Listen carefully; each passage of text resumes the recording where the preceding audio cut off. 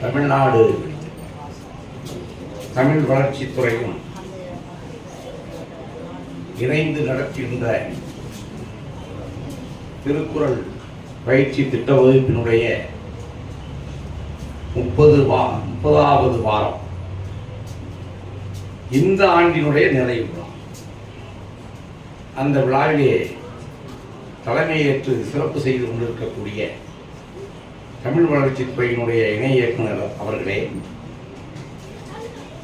கருத்தரங்கத்தினுடைய தலைமை பொறுப்பினை ஏற்றிருக்கக்கூடிய எனது அருமை நண்பர் கவிஞர் பாரதன் அவர்களே, மற்றும் என்னுடன் இங்கு கருத்தரங்க வேளையிலே தங்களது கருத்துக்களை எடுத்து காட்டுவதற்காக வருகை புரிந்திருக்கக்கூடிய சான்றோர் பெருமக்களே, மிக அருமையான வாழ்த்துறையினை நல்கி நமக்கெல்லாம் சிறப்பு சேர்த்துக் கொண்டிருக்கக்கூடிய எனது அருமை நண்பர், என்னுடைய அருமை தம்பி திரு கண்ணன் அவர்களே, மற்றும் இங்கே திரளாக, இன்னும் சொல்ல போனால் நிறைவாக கூடியிருக்கக்கூடிய திருக்குறளின் மீது மட்டுமல்ல, தமிழ் இலக்கியத்தின் மீது ஆர்வம் கொண்ட ஆர்வலர்கள், உங்கள் அனைவருக்கும் எனது முதற்கண் வணக்கத்தினையும் நன்றியும் தெரிவித்துக் கொண்டு, பாரதி தமிழ் இலக்கிய பேரவையினுடைய நிறுவனர் திரு கவிஞர் பாரதன் அவர்களுக்கு நான் ஒரு நன்றியை சொல்லிவிட்டு என்னுடைய உரையை துவங்கலாம் என்று கருதுகின்றேன். மாதத்திற்கு ஒரு நிகழ்வு தான் நாங்கள் நடத்தி கொண்டு வந்தோம். அதை தமிழ் வளர்ச்சித்துறையின் மூலமாக சற்று மாற்றி வாரத்திற்கு ஒரு முறை என்று கொண்டு வந்தோம். சுவைக்க சுவைக்க தேன் இனிப்பதை போல வாரந்தோறும் இது இனிமையான தேனை நுகர்ந்து விட்ட காரணத்தினால் இனி மாதத்திற்கு ஒரு முறை என்று சொல்லுவது அது சரிபடாது என்ற காரணத்தினால் ஒரு 15 நாளைக்கு ஒரு தடவையாவது இந்த தேனை சுவைக்கலாம் என்று அவர் சொன்ன பொழுது உண்மையிலேயே நான் பெரும் மகிழ்ச்சி அடைந்தேன். கூடியிருக்கக்கூடிய சான்றோர் பெருமக்களும் அந்த வாய்ப்பினை பயன்படுத்திக் கொள்ள வேண்டும். ஏன்னா இங்க நம்ம அரசியல் பேச போறதில்லை, மதம் சார்ந்த கருத்துக்களை பேச போவதில்லை, முழுக்க நம்முடைய இலக்கியத்தை பற்றி தான் பேசுவோம். அதை எப்படி வகுத்து கொடுப்பார்கள் என்பது உங்களுடைய விருப்பம் தான். பட்டிமன்றமாகவா, கருத்தரங்கமாகவா, அல்லது கவியரங்கமாகவா, எது உங்களுக்கு தேவையோ அந்த நிலையிலே பாரதி தமிழ் இலக்கிய பேரவை இயங்கும் என்பதை மட்டும் நான் சொல்லிக்கொண்டு, இந்த வாய்ப்பினை நமக்கெல்லாம் அளித்த நிறுவனர் கவிஞர் பாரதன் அவர்களுக்கும் நன்றியை தெரிவித்துக் கொண்டு என்னுடைய உரையை துவங்கலாம் என்று கருதுகின்றேன். வள்ளுவனுடைய காலத்தை குறிப்பிடும் பொழுது கிமு 3ஆம் நூற்றாண்டு 31, கிமு 31 முத்தமிழ் காப்பியமாக இருக்கக்கூடிய சிலப்பதிகாரத்தினுடைய காலம் என்று சொல்லும் பொழுது கிபி 2ஆம் நூற்றாண்டு.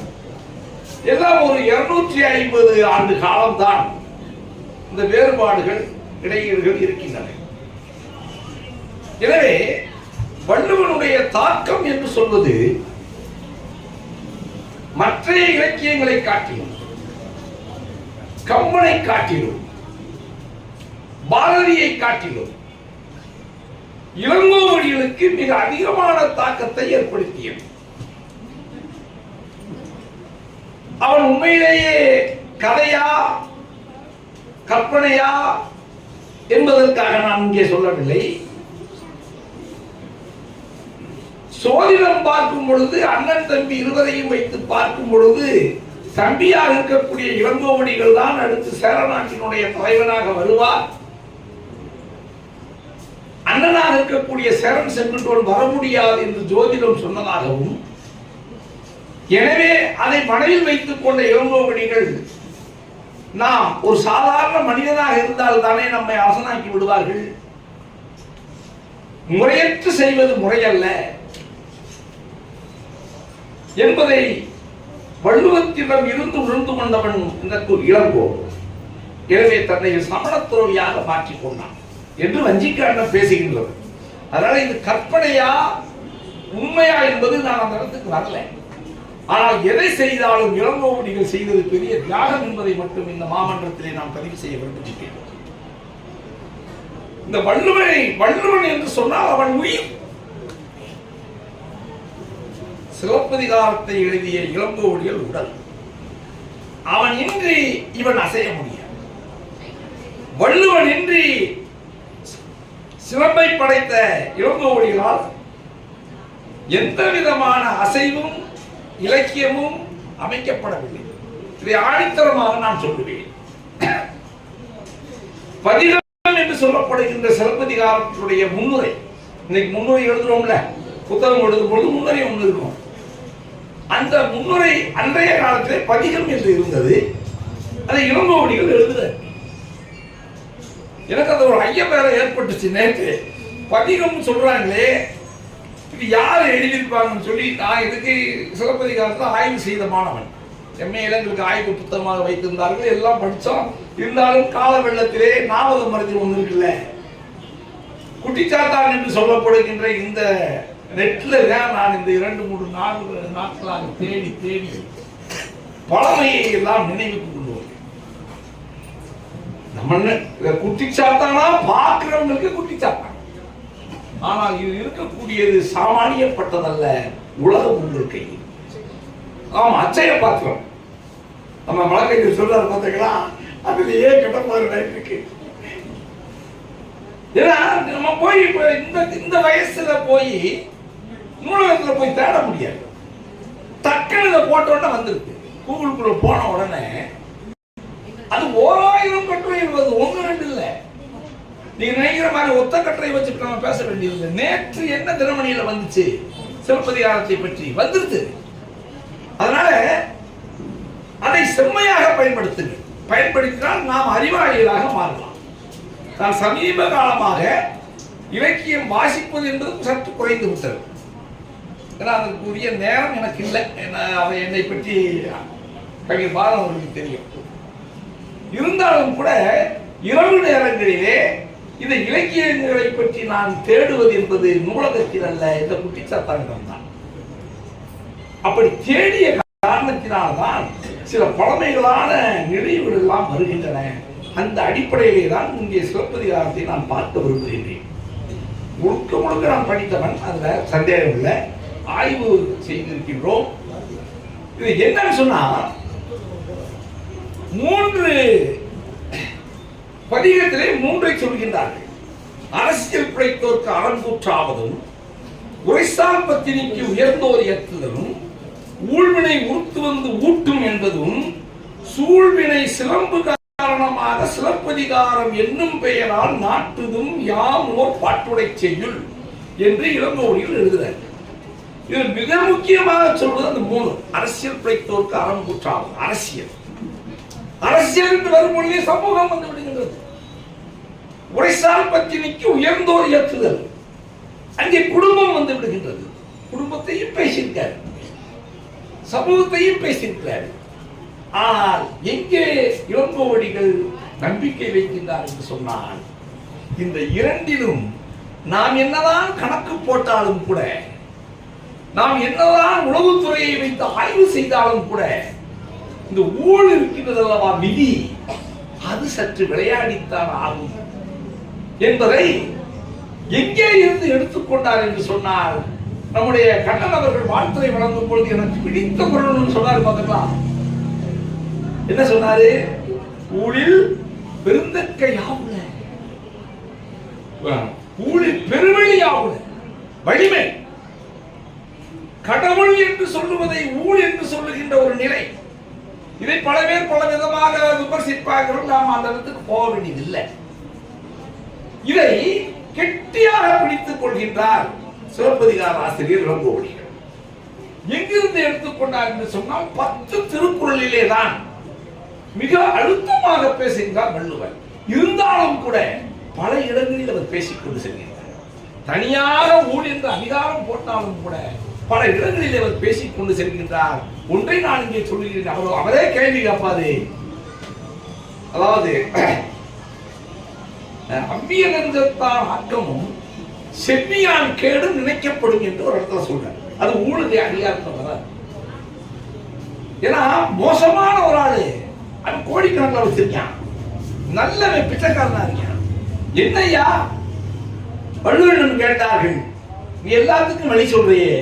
கேட்ட பொழுது அவன் சொன்னான், அது நினைக்கப்படும், ஆராயப்படும். ஏன்னா அது விதி என்பது தொக்கி இருக்கிறது. அதை அப்படியே இங்கு இளங்கோவடிகள் எடுத்துக்கொள்கின்றார். எடுத்துக்கொண்டு அவர் அதாவது குடும்பத்துக்கு எடுத்துட்டாரு, சமுதாயத்துக்கு எடுத்திருக்காரு. இந்த இரண்டிலையும் விளையாட்டு காட்டுவது ஊழ் என்பது, ஏற்றத்தாழ்வுகளை உருவாக்குவது, சிக்கல்களை உருவாக்குவது, பிரச்சனைகளை உருவாக்குவது ஊழ். இதை வைத்துக் கொண்டுதான் சிறப்பதிகாரம் முழுவதையும் அவர் ஆக்கிக் கொண்டு செல்லும். அப்படி ஆக்கிக் கொண்டு செல்லும் பொழுது எங்கெல்லாம் வள்ளுவருடைய குரலை தூவ வேண்டுமோ தூவிக்கொண்டே செல்கின்றார். அது எப்படி தூவுகின்றார் என்று சொன்னால், ஒரு சில இடங்களிலே அப்படியே எடுத்துக் கொள்கின்றார். வள்ளுவன் என்ன வரிகளை பயன்படுத்தினானோ, எந்த சொற்களை பயன்படுத்தினானோ அதை அப்படியே எடுத்துக் கொள்கின்றார். பாண்டியனுடைய மனைவியை பார்த்து கண்ணகி பேசுவதாக வழக்குரைக்காரங்க வருது. நான் தவையெல்லாம் சொல்ல முடியாது, நான் கொடுத்துட்டு 20 நிமிஷம் தான், 10 நிமிஷம் ஓடிடுச்சு. முற்பகல் செய்தான் பிறன்கேடு தன்கேடு பிற்பகல் காண்குறும் பெற்றியகான். கண்ணகி சொல்றான், முற்பகல் நீ ஒருத்தனுக்கு துன்பம் செஞ்சேன்னு சொன்னா பிற்பகல் தன்னால வரும்டா. நீ காலையில வந்து பொற்கொள்ள அவன் எவன் தெரியல, அவன் பேச்ச கேட்டு என்னுடைய நல்லவனாக இருக்கக்கூடிய என்னுடைய கணவனை நீ கொலை செய்தாய். மாலையில் நான் வந்து வழக்குரை காலை வைத்தேன், உன்னுடைய கணவன் இறந்து விட்டான். இதற்கு வள்ளுவனுடைய குரலைத்தான் கொண்டு வந்து காட்டுறார் யார்? கண்ணகி. முற்பகல் செய்தான் பிறன்கேடு தன்கேடு முற்பகல் காண்புறும் பெற்றியகான் என்று. இது எந்த குரல்னு சொன்னா நமக்கெல்லாம் தெரியும். பிறர்க்கின்னா முற்பகல் செய்யும் தமக்கின்னா பிற்பகல் தாமே பெறும் என்பது. அப்படியே அந்த சொற்களை எடுத்தாளுகின்றன. அது மட்டுமல்ல, நமக்கெல்லாம் தெரியும் ஏற்கனவே அந்த அதாவது உரைசால் பத்தினிக்கு உயர்ந்தோர் ஏற்றுதல் என்று சொல்வது பெண்ணிற் பெருந்தக்கையாக கற்பினும் தின்று உண்டாகும். உன்னை மட்டும் நீங்க மனசுல வச்சுக்கங்க. நீங்க 25ஆம் நூற்றாண்டுக்கு போனாலும் தெரியும், 30ஆம் நூற்றாண்டுக்கு போனாலும் தெரியும், பெண்களுக்கு என்று இருக்கக்கூடிய ஒரே குணம் நல்ல குணம், அது வலுவான குணம். வள்ளுவன் தான் சொல்லுவான், அது அவரவர்களால் காக்கப்பட வேண்டிய குணம், அது கற்புதான். அதை இழந்தால் அவள் எத்தகைய உச்சாணி கும்பத்திலே இருந்தாலும் கூட நிச்சயமாக சமுதாயம் அவளை புறக்கணிக்கும். இது மாறவே மாறாது. அதனால வள்ளுவன் இப்படி சொன்னான், பெண்ணின் பெருந்தக்கை ஆவுல. பெண்ணை காட்டிலும் பெருமை உடையது உலகத்தில் இருக்கின்றதா?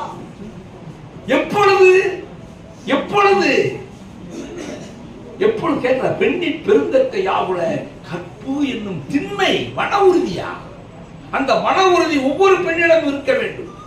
எந்த பெண் பலவீனப்படுகின்றாளோ அவள் பலரால் அசிங்கப்படுத்தப்படும். எந்த பெண் பலமுள்ளவளாக இருக்கின்றாளோ அவள் நெருங்க முடியாது. அதைத்தான் கண்ணையுடைய வரலாறு. கண்ணை அப்படித்தான் இருந்தா. நீங்க நினைக்கிற மாதிரி கண்ணை பறக்கும் போது பிறகு முரட்டு குழந்தைகள்லாம் கிடையாது. மிக அழகாக சிலப்பதிகார ஆசிரியர் சொல்லிக்கொண்டே செல்வார். மிக மிக மென்மையானவள். அவனே இந்த மலையரம் படுத்த காதல் 2வது காதலை சொல்றேன். மாசரு பொண்ணே வளம்பொறி முத்தே என்று வர்ணித்துக் கொண்டே வருவான். அப்படி வர்ணித்துக் கொண்டு வரும் பொழுது அவன் என்ன சொல்கின்றான்? உன்னுடைய மொழி எப்படி இருக்கிறது தெரியுமா? அதாவது குழலும் யாழும் அமிழ்தும் குழைத்த நின் மழலை கிளவிக்கு வருகிறவா. அப்படியே எடுத்துக்கிறார். வள்ளுவன் சொல்றத எதிர கொண்டு நினைக்கிறான் பாருங்க.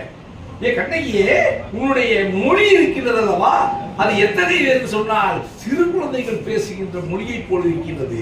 அது குழலையும் யாழின் குழலுடைய இனிமை, யாழினுடைய இனிமை. இன்னைக்கு குழலுடைய இனிமை தனி, பாட்டு பாடுறவங்களுக்கு தெரியும். இந்த இரண்டும் சேரும் பொழுது மிக அற்புதமாக இருக்கும். குழலும் யாழும் அமிழ்தும் குழைத்த நின் மழலை கிளவின்னு சொன்ன கண்ணகி பேசும்பொழுது அப்படி இருந்துச்சா? எங்கிருந்து எடுத்துக்கிட்டேன்? குழல் இனிது யாழ் இனிது என்ப தம் மக்கள் மல்லை சொல் கேளாத. அது மட்டுமல்ல, இதெல்லாம் அப்படியே நேரடியா எடுத்துக்கிற. அல்லற்பட்டு ஆற்றாது அழுத கண்ணீர் என்றோ செல்வத்தை தேய்க்கும்படி. ஏன்னா வள்ளுவனிடம் வந்து கேட்டார்கள், என்னையா நீ செல்வத்தை பெருசா பேசுற, அதிகாரத்தை பேசுகின்றாய், அரசரை பேசுகின்றாய், இவங்க அக்கிரமம் பண்ண அவனுக்கு ஒரு முடிவே இல்லையா, இப்ப நாங்க இப்படியே செத்து செத்து கிடக்க வேண்டியதுதானா என்ற கேள்வியினை என்ற வினாவினை தொடுக்கின்றார்கள் மக்கள். யாரிடம்? வள்ளுவன். அப்பொழுது சொல்லுகின்றான், இருக்கின்றது, அதற்கும் ஒரு முற்றுப்புள்ளி இருக்கிறது. அது அணுகுண்டினால் முடியாது, போர் செய்தால் முடியாது. எப்பொழுது இந்த மக்கள் அல்லல் பட்டு ஆற்றாது கண்ணீர் வடிக்கின்றார்களோ அப்பொழுது அவருடைய அதிகாரம் மமதை அழிந்துவிடும். இதை எங்கே எடுத்துக்காட்டுல தெரியுமா? துன்பமாலை என்று சொல்லி ஒரு அதிகாரம், காதையில் வருகின்ற ஒரு அதிகாரம். அங்கே இவள் அழுது புலம்பிக் கொண்டு செல்கின்றாள். கணவன் இழந்தவுடன் செத்து போயிருக்கான், கணவன் கொலை கலப்படுகின்றான். அதனால அப்படியே அழுதுகிட்டே போறா. போகும் பொழுது அங்கே மக்கள் சொல்வதாக இங்கே சிலப்பதிகாசிரியர் எடுத்து காட்டுகிறார். அல்லலுற்று ஆற்றாது அழுவாளை கண்டு ஏங்கி மன்னல் மதுரையார் எல்லோரும் தாமயங்கி, மதுரை மக்கள் அனைவருமே அவர் அழுதார்கள். அப்பதான் சொல்றாரு, களையாத துன்பம் இக்காரியத்தை காட்டி வளையாத செங்கோல் வளைந்தது இது என்கொள். அப்ப அந்த பாண்டிய மன்னனுடைய செங்கோல் வளைந்தது. பின்னாடி சொல்லுவான் வழக்குறை காதையில, வேறாம் அண்ணா முட்டாளே என்று கண்ணையும் போய் கேள்வி கேட்கிறான். எப்படி இருந்தவ? மழலை சொல் பேசுகின்றவள் தான். மதுரை காண்ட வரைக்கும் ஒத்த சொல் தான் பேசியிருக்கா. சிவம்பருக்கு எடுத்துக்கிட்டு போ சொன்னவ வழக்குறை காதையிலே மூச்சு விடாம பேசுறான். ஏன்னா தன் கணவனுக்கு என்று வரும்பொழுது பெண்ணினுடைய அந்த பலம் அவனுக்கு எழுந்துச்சு. அப்பொழுது கேட்டான். அவனை தூக்கி சிலம்பத்துக்கு உடைச்சாச்சு, மாணிக்க பொருள் அடிச்சாச்சு. பதாம சொல்றான், அதாவது பொன்சை கொள்ளன் தன் சொல் கேட்ட யானோ அரசன் யானே கல்வன். நாங்க வேடிக்கையா சொல்லுவோம், யானோ அரசன். ஏய், அந்த காலத்திலே நடிகர் இங்கிலீஷ் தெரியுமா இருக்கலாம்? நோ அரசன் அல்ல, யானோ அரசன். நான் அரசனா? இல்லை, நானே கல்வன். எதனால? பொன்சை கொள்ளன் தன் சொல் கேட்ட யானோ அரசன். சொன்ன பேச்ச அப்படியே கேட்ட வேணாம். வள்ளுவன் சொன்னானே, எப்பொருள் யார் யார் கேட்பின் அப்பொருள் மெய்ப்பொருள் காண்பதறிந்து சிந்தித்து பார்க்க சொல்ற பாருங்க. அதாவது மண்பதை காக்கும் தென்புலக்காவல் என் முதல் பிழைத்தது. அவன் என்ன சொல்லி வர்றான்னா, நான் தப்பு பண்ணிட்டேன் கூட பெருசு இல்ல. இதுவரைக்கும் என்னுடைய சாம்ராஜ்யத்தினுடைய முன்னோர்கள் பாண்டிய மன்னர்கள் அனைவருமே நன்றாக ஆழ்ந்தார்கள். ஆனால் நான் இப்பொழுது அதை கெடுத்துட்டேனே. மண்புதை காக்கும் தென்புலக்காவல் என் முதல் படைத்தது யானோ அரசன் யானே கல்வன் என்று சொல்லிட்டு அதுக்கடுத்து செத்து போயிருக்கான். அப்ப இவர் எழுதுறாரு, யாரு? இளங்கோடி எழுதுறாரு. இந்த ஊழினுடைய தாக்கம் சொன்னேன் பாருங்களா, என்ன சொல்லி எழுதுறாரு தெரியுமா? வல்வினை வளைத்த கோலை மன்னவன் செல்லுயிர் நிமித்து செங்கோலாக்கியது. அங்கே என்ன சொல்றாரு? மாதேவி கிட்ட இருந்து கோவலன் பிரிந்து வருகின்றான், அப்பொழுதும் ஊழ்வினை என்றுதான் சொல்கின்றான். யாழ்ல மீட்டா மீட்டும் பொழுது யாரை மீட்டுகின்றான்? மீட்டும் பொழுது அந்த யாழினுடைய ஒளியில் இருந்து இவன் என்ன யூகித்துக் கொள்கிறான் என்று சொன்னால், மாதவி வேறு யாரோ உடன் தொடர்ந்து வைத்திருக்கின்றார் என்பதை எண்ணி பார்த்து அப்படியே பேசாம வந்துருங்க. அப்பொழுதும் ஊழ்வினை உறுத்து வந்து ஊட்டுவதாகத்தான் சிலப்பதிகார ஆசிரியர் சுட்டி காட்டுகிறார். இங்கே பாண்டிய மன்னன் இறந்து கிடக்கின்றான். அப்பொழுதும் வல்வினை வளைத்த கோலை மன்னவன் செல்வியில் நிமித்து செங்கோலாக்கியது என்று எழுதுகின்றான். இப்படி முழுக்க முழுக்க வள்ளுவன் காட்டிய வழியிலே பெண்ணின் பெருந்தக்க யாவுல கற்பனும் திண்ணை உண்டாக பெண் என்று சொல்லப்பட்ட அந்த கண்ணகிதான் பிற்காலத்திலே இங்கே மங்களதேவி அம்மன் கோட்டத்திற்கு வந்து அப்ப ஒரு பெரிய பட்டிமன்றம் நடக்குது. அது கோப்பெருந்தேவி, சேரநாட்டு மன்னனுடைய மனைவி கோப்பெருந்தேவி கேட்கிறான், அப்பா யாருங்கப்பா செலவைக்கலாம்? மன்னர்கள் எல்லாம் பேசிக் கொண்டிருக்கின்றார்கள். அதற்கு முடிவு சொல்றாங்க. யாரு? எம்நாடடைந்த பொங்கச் செல்வி குடமலையாட்டிக்கு நாம் கல்லெடுத்து இமயத்திலே கல்லெடுத்து சிலை வைப்போம் என்று சொன்னவள் ஒரு பெண். ஒரு பெண்ணுக்கு பெண் ஆக கற்புடையவர்கள் வாழ்விலே முன்னேறலாம். பெருந்தற்க யாவலும் கேட்டார்ல, முன்னேறலாம் என்பதை சுட்டி காட்டிய இலக்கியம் சிலப்பதிகாரம். அது மட்டுமல்ல, சிலப்பதிகாரம் என்று சொன்னாலே சிலம்பு குற்றல் அதிகாரம். அவர் பண்ணாத புதுமையே கிடையாது. வள்ளுவத்தை எங்கு பார்த்தாலும் விதைச்சிருக்கிறார். தேடி தேடி அலைய எனக்கு நேரம் இல்லை, இல்லாட்டி அள்ளி நம்ம குடிச்சிருக்கோம். ஏகப்பட்டது இருக்கு. அது மட்டுமல்ல, நம்முடைய இனி வருகின்ற சமுதாயத்திற்கு அவர் பல்வேறு வகைப்பட்ட நல்வழிகளை காட்டியிருக்கிறார். அந்த நல்வழிகளை பூரா அங்கே காவுந்தியடிகளும் மாடலமறையோரும் வந்து சொல்லுவதை போல அமைத்து இந்த வழியிலே செல்லுங்கள் என்று சொல்லுகின்ற நல்வழி முழுவதுமே குரலில் இருந்து எடுக்கப்பட்ட நல்வழிகள் தான். இப்படி எங்கு பார்த்தாலும் எதில் பார்த்தாலும் காலம் சுருக்கமாக 250 ஆண்டுகள் என்ற காரணத்தினால் வள்ளுவனுடைய தாக்கம் அப்படியே சிலம்பில் இருக்கின்றது என்று சொல்லி, எனவே சிலம்பிலே வள்ளுவம் மறைந்திருக்கின்றது. வள்ளுவம் தான் உயிர், சிலம்பு உடல். அதாவது வள்ளுவத்தினுடைய அஸ்திவாரத்தில் கட்டப்பட்ட சிலம்பு என்று சொல்லப்படுகின்ற பெரிய காப்பிய மாளிகை தான் சிலப்பதிகாரம் என்று சொல்லி இத்துடன் என்னுடைய உரையை நிறைவு செய்கின்றேன். கேட்டமைக்கு அனைவருக்கும் நன்றி.